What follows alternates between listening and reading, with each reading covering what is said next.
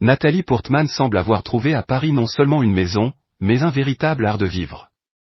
10 ans après son installation en France, l'actrice américaine multiplie les déclarations d'amour à la capitale.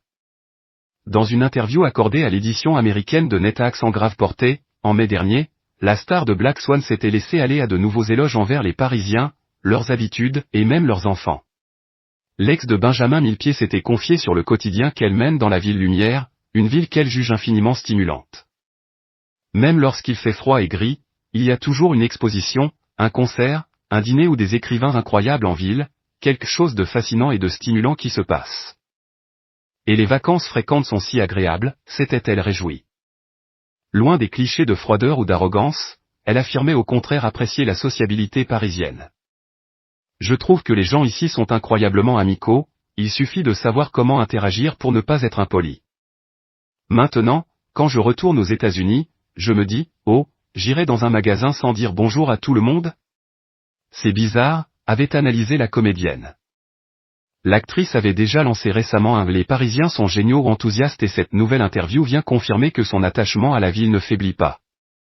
Même après son divorce d'avec Benjamin Millepied, officialisé en 2024, Nathalie Portman a choisi de rester vivre à Paris avec leurs 2 enfants, Aleph, âgé de 13 ans et Amalia, sa fille de 8 ans.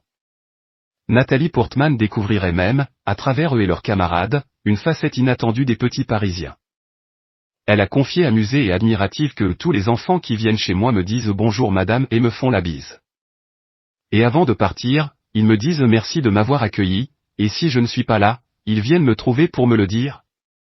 Pour elle, cette politesse relève d'une culture spécifique, trop souvent uniformisée dans l'imaginaire collectif.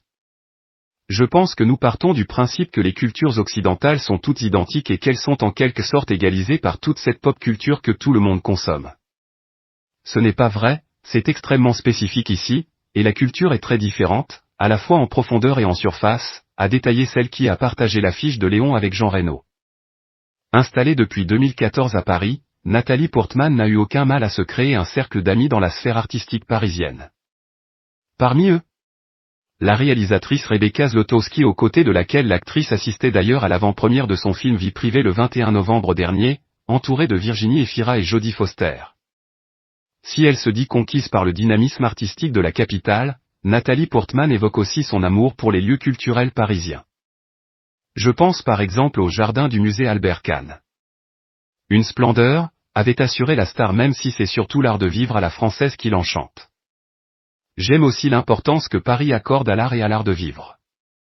En France, on prend le temps, on s'assied en terrasse, on profite de sa pause café plutôt que de le consommer à la hâte, entre 2 rendez-vous, avait-elle commenté.